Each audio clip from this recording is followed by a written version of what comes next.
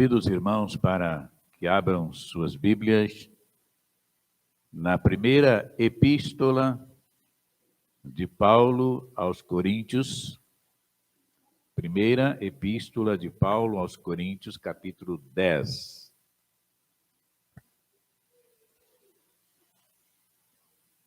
Nós vamos ler dos versos 14 ao 22.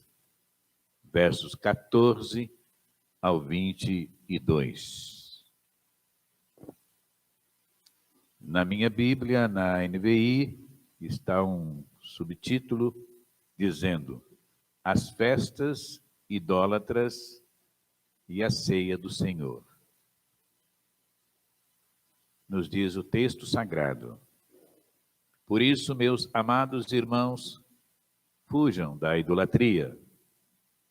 Estou falando a pessoas sensatas. Julguem vocês mesmos o que estou dizendo.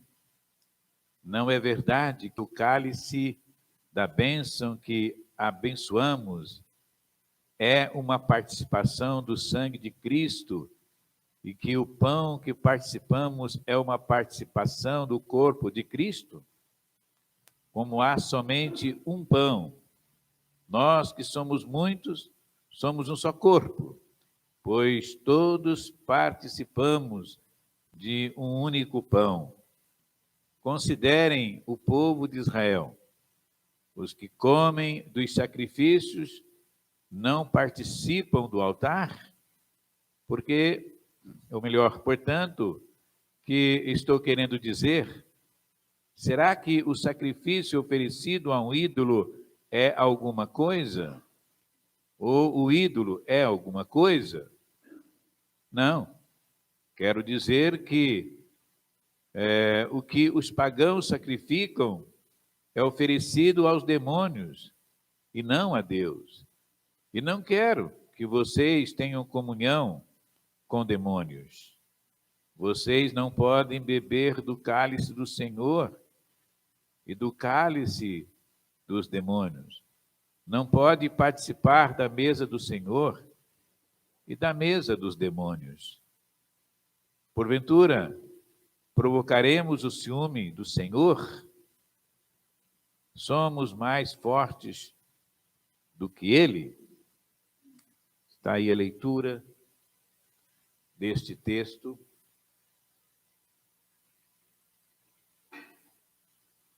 E eu quero, junto com os irmãos, extrair aqui algumas verdades que precisam ser lembradas na ceia do Senhor. A ceia do Senhor, como sempre digo, é um momento muito importante para nós. Se não fosse, Paulo não diria que cada um deve examinar a si mesmo. Nós não podemos examinar o irmão que está do nosso lado. Você precisa fazer um exame da sua própria vida. Depois de examinar, depois que você faz este exame, aí você é que vai decidir, na liberdade do Espírito Santo, se você deve ou não comer do pão e beber do cálice. A primeira verdade que nós temos aqui, meus irmãos, está no verso 16. E você não fecha a sua Bíblia, não. Acompanhe conosco. O verso 16 do texto que nós lemos está escrito assim, palavras do Senhor através do apóstolo Paulo. Não é verdade que o cálice da bênção que abençoamos é uma participação do sangue de Cristo e que o pão que partimos é uma participação também do corpo de Cristo? Ou seja, comer o pão e beber o cálice significa que nós estamos nos comprometendo com Deus. Ou significa comprometer-se com Ele, comprometer-se com Jesus. O apóstolo Paulo, ele não só diz isto aqui para nós, como ele viveu isto quando andava ali nas regiões por onde ele pregou o evangelho. O apóstolo Paulo, depois da conversão genuína que ele experimentou, ele não viveu mais senão para adorar, a servir ao Senhor Jesus. É um homem que falava daquilo que realmente fazia. Ele tinha um comprometimento com o Senhor Jesus Cristo. Razão porque ele disse: eu já não vivo mais eu, mas é Cristo que vive em mim. É muito sério isto, é uma verdade uma grande verdade esta, quando a pessoa diz: já não vivo mais eu, mas é Cristo que vive em mim. Mas ele tinha esta autoridade para dizer estas palavras. E ele diz mais: eu trago no meu corpo as marcas de Jesus, ou seja, os seus sofrimentos. Quando eu digo sofrimentos, é porque ele sofreu muito. Ele sofreu todo tipo de situações que trouxeram a ele muitos momentos difíceis, inclusive físico. Esteve preso, foi açoitado, foi zombado também. Paulo viveu uma série de sofrimentos e perseguições por amor a Cristo. A ceia do Senhor, então, essa primeira verdade é a comunhão e a participação com Cristo. Não estou aqui no momento agora dizendo da nossa própria comunhão, não.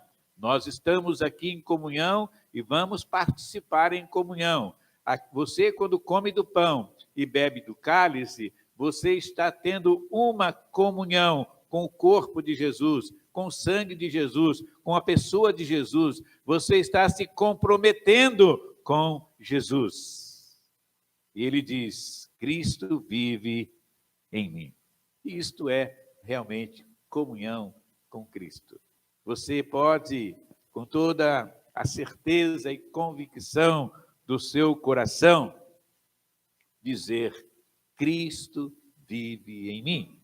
E o viver que eu vivo agora, eu vivo pela fé no Filho de Deus. Esta é a comunhão. É deixar que Cristo reine em você. Deixar que Cristo viva em você. Nós dizemos isto, meus amados irmãos, em palavras. Aliás, são muitas coisas que nós falamos e as palavras são muito bonitas e de serem ditas, porém, o só falar não agrada o coração de Deus. O só falar, não. É preciso permitir que esse Jesus que reina em mim, se ele reina em mim, ele é dono da minha vida. Diante disso, então, eu vivo inteiramente para ele. Eu entrego a minha vida, o meu ser, tudo o que eu sou, como foi dito aqui pelo nosso irmão Arthur, eu ofereço a ele como oferta a ele. Então é comunhão com ele que nos leva a conhecê-lo melhor. Quanto mais você tem comunhão com Deus, com Jesus, através da palavra, através da oração, e nesta noite, através da ceia do Senhor, do comer do pão e beber do cálice. Você deve conhecer algumas pessoas, aliás, você deve ter convivência com algumas pessoas que você tem há anos. E, na verdade, quanto mais você convive com uma pessoa, nem estou falando de marido e mulher, de pais e filhos, não, porque já é uma comunhão diária que você tem com a sua família, mas vamos pensar numa comunhão com o irmão em Cristo, com um amigo que você tem. Quanto mais você conversa com ele, quanto mais comunhão você tem com ele, mais intimidade você vai tendo, e mais liberdade você vai tendo, e você vai conhecendo melhor. Tem um adágio, um ditado popular que diz: quer conhecer uma pessoa, coma um saco de sal com ele.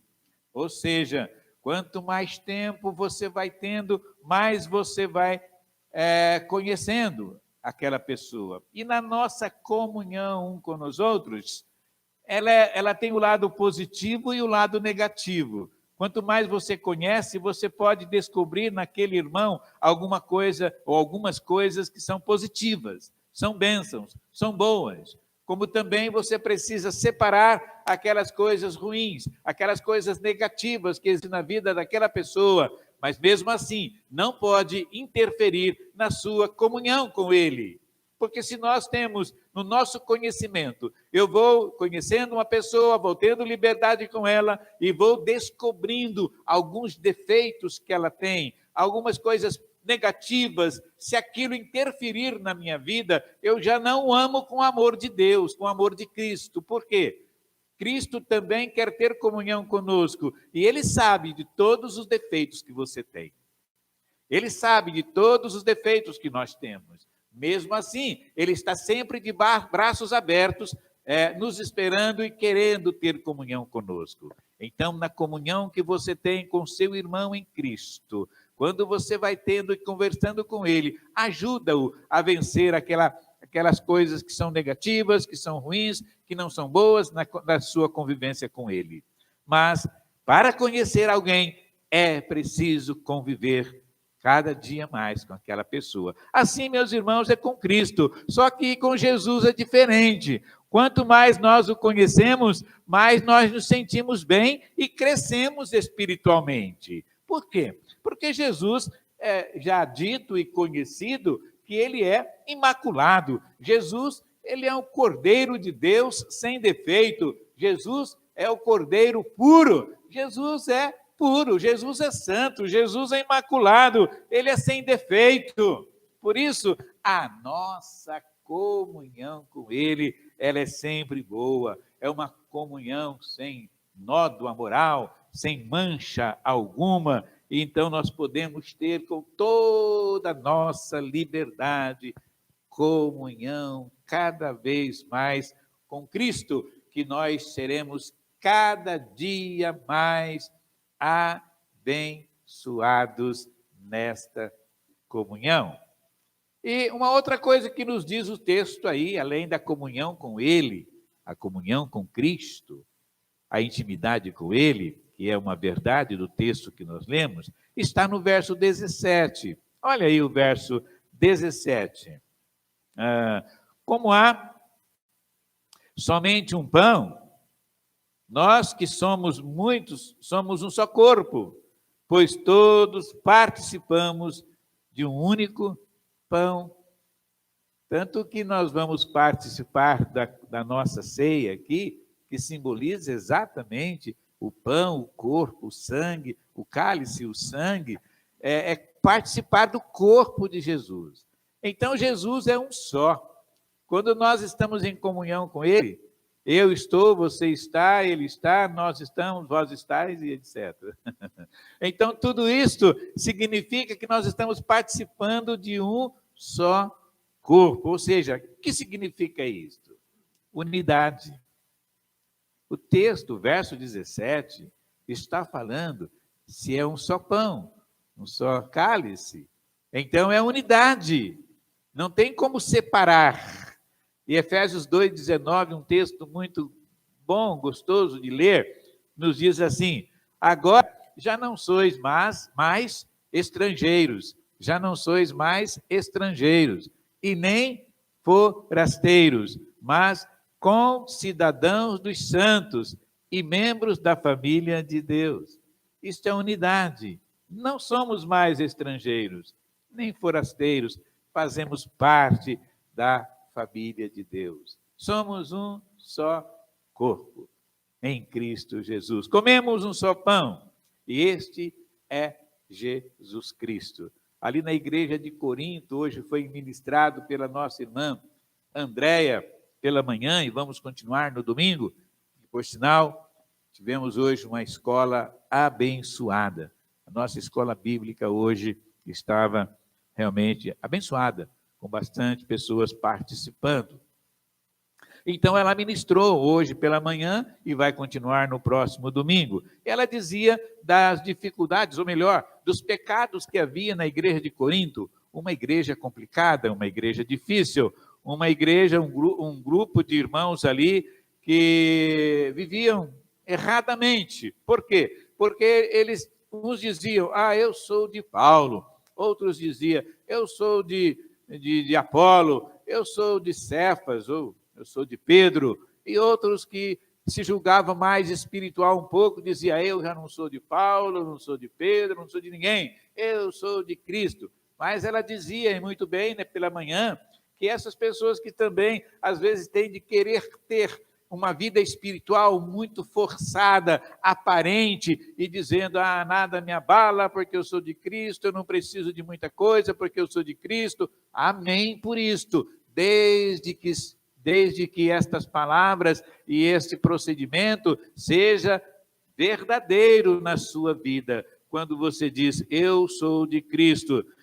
Mas verdade é que nós precisamos ser de Cristo, de Jesus, porque ele, o texto nos diz isto, ele não está dividido. Jesus não está dividido. O mesmo Jesus é Jesus de todos. O mesmo Senhor é Senhor de todos. Então, ele não está dividido. Quando eu digo que eu sou de Cristo, e você diz que também é de Cristo, de repente, então, nós somos o quê? Nós somos um só corpo. Então, esta unidade, a unidade é o desejo também do coração de Jesus. Rapidinho, abra sua Bíblia lá em João. João capítulo 17, é o desejo do coração de Jesus, que todos vivam em união. João 17, versículos 20 e 21. Então, Jesus está dizendo aí o desejo dele da unidade, né? Da unidade. Minha oração não é apenas por eles, ou seja, pelos discípulos. Rogo-vos também por aqueles que hão de crer em mim, ou seja, todos nós, por meio da mensagem deles, para que todos sejam um. Para que todos sejam um, Pai, como tu estás em mim e eu em ti, e que eles também estejam em nós, para que o mundo creia que tu me enviaste. E o verso 22 ainda, dei-lhes a glória que me deste, para que eles sejam um, assim como nós somos um. Percebe-se que não pode haver divisão na igreja do Senhor Jesus Cristo. Se todos nós somos de Jesus, então somos unidos nele pelo seu corpo e pelo seu sangue. E rogo não somente por estes, mas também por aqueles que são todos vocês que hão de crer em mim. Muito bem, meus queridos, a terceira verdade que nós temos aqui neste texto é com respeito à pureza, com respeito à santidade de Deus. No versículo 14, voltando lá para a primeira epístola aos Coríntios, que nós tomamos como texto básico para esta palavra, voltando então lá, 1 aos Coríntios, capítulo 10, versículo 14. Então, a terceira verdade que nós aprendemos nesta noite é que esta comunhão em Jesus Cristo, essa comunhão com nós outros também, é uma comunhão de santidade e pureza. Versículo 14. Por isso, meus amados irmãos, fujam da idolatria. Versículos 19 até o verso 22. Corre seus olhos aí, você vai encontrar. Verso 19. Portanto, o que estou querendo dizer? Será que o sacrifício oferecido a um ídolo é alguma coisa? Ou o ídolo é alguma coisa? Não. Quero dizer que os pagãos sacrificam. Quero dizer que o que os pagãos sacrificam é oferecido aos demônios e não a Deus. E não quero que vocês tenham comunhão com os demônios. Versículo 21. Vocês não podem beber do cálice do Senhor e do cálice dos demônios. Não podem participar da mesa do Senhor e da mesa dos demônios. Porventura, provocaremos o ciúme do Senhor? Somos mais fortes do que ele? Essa palavra demônio, ela é pesada. Eu me lembro de uma pessoa que chegou uma vez para o pastor, querendo conversar com ele, e disse: pastor, eu preciso confessar uma coisa para o senhor. Eu não gosto quando fala da palavra demônio. Aliás, eu não gosto que fica falando muito do diabo na igreja. De certa forma, ele não é para ser falado, mencionado o nome dele aqui, porque o nome dele, o nome que tem que ser mencionado é o de Jesus, não resta dúvida.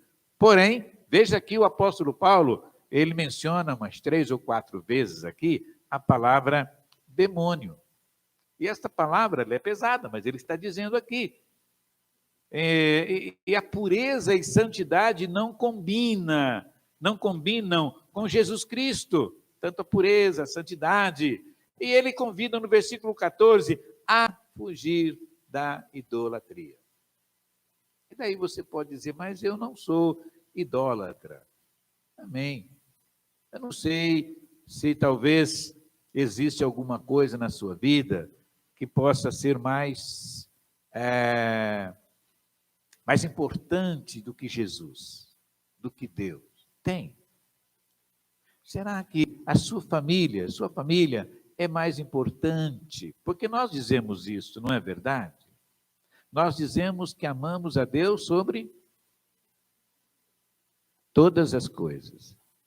É verdade. Por isso que palavras são lindas. Esta palavra, por exemplo, essas palavras são lindas. Amar a Deus sobre todas as coisas. Eu vivo uma vida com Jesus, uma vida pautada nos ensinamentos do Senhor Jesus. Mas uma coisa é falar e outra é viver.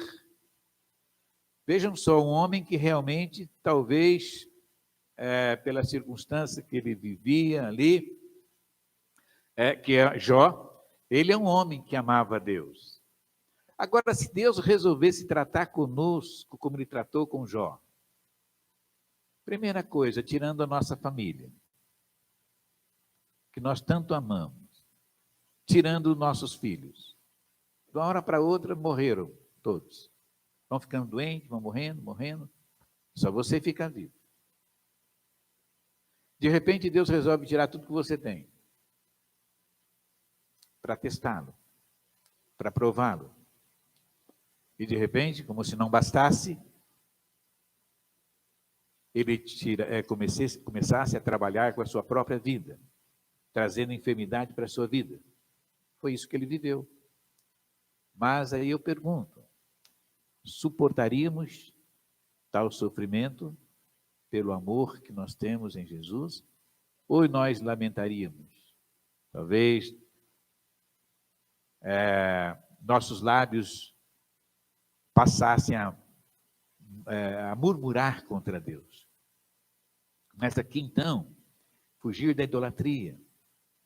Eu não tenho ídolos, você não tem, mas eu estou dizendo, será que aquilo que você é, aquilo que você tem, a sua família, será que nós não temos alguma coisa que domina a nossa vida?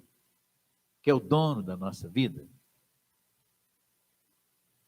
Mas falando de idolatria ainda, e o mundo idólatra é assim, homens fiéis ao Senhor, homens verdadeiros como Paulo, Pedro, mulheres como Maria, mãe de Jesus, e tantas outras, Maria Madalena, e aí vai, tantas mulheres e homens que serviram ao Senhor, mas que hoje são pessoas que levam muitas pessoas a adorar essas pessoas, ou seja, adoram Maria, adoram Pedro, adoram Paulo, entendendo que esses homens e mulheres que viveram uma vida verdadeiramente com Deus, entendem que essas pessoas podem fazer alguma coisa para a vida deles hoje ainda. Pior, pedem para essas pessoas que estão na presença de Deus, não resta dúvida, pede para que essas pessoas intercedam por eles. Então, isto que é realmente idolatria. Então, realmente, nós sabemos disso que Maria, Isabel, Pedro, João, Paulo, foram homens e mulheres de Deus, mas que nada podem fazer por nós. Ou pode? Não, não pode. E nem também devemos prestar-lhe culto. Então, isto é culto à idolatria, ou seja, ter como ídolo da nossa vida. Então, cale-se do Senhor, cale-se dos demônios. E vivemos, então, em tempo hoje em que as pessoas, às vezes, têm um pouco de dificuldade de servir a Deus fielmente, verdadeiramente, por algumas coisas que ainda o cercam, ou cercam algumas coisas. Costumamos dizer o seguinte: tem muitas pessoas que estão em Canaã, mas com saudade do Egito, vivendo as delícias naquela terra que emana leite e mel, mas ainda tem saudade do Egito, ou seja, tem saudade do mundo. E às vezes acontece que essas pessoas estão com o pé, como nós sempre já falamos isso, você já ouviu isso desde criança, pessoas que estão com um pé no mundo e um pé na igreja e um pé no mundo. Aí não dá. É isso que é cálice dos demônios e o cálice do Senhor. Ou você serve a Deus, ou então serve ao mundo. Você tem que escolher. Foi o que disse Josué. Vocês podem escolher quem vocês quiserem para servir, para adorar. Porém, eu e a minha casa serviremos ao Senhor. Então, a vida cristã é uma vida de renúncia, é uma vida de abandono do pecado, é uma vida de arrependimento, é uma vida de contrição, que daí sim resulta em santidade. Então, esta é a mensagem desta noite. Ceia é o momento da celebração do quê? Primeira verdade, comunhão com Cristo.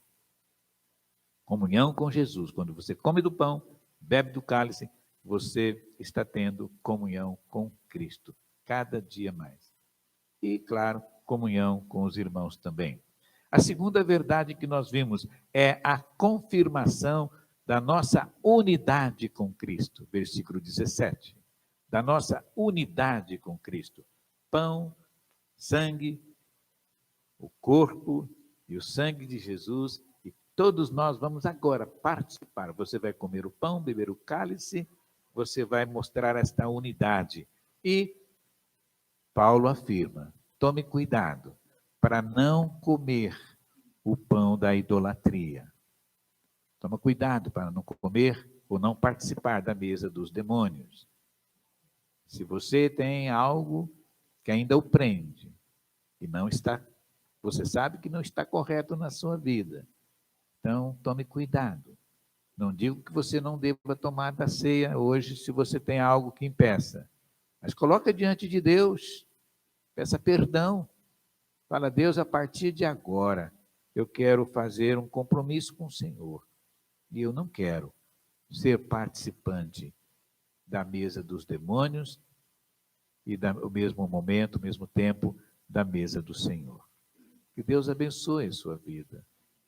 Esta é a ceia do Senhor, meus irmãos. Comunhão com Cristo. Comunhão conosco, um com nós outros. E esta unidade tão boa, perfeita. E também viver em santidade. Em santidade. Através do perdão dos pecados. E que você confessa e chora, entristece por ele. Daí então Deus te abençoa. Porque Deus ele olha para aquele que tem um coração contrito. E este coração contrito, ele não despreza. Deus abençoe.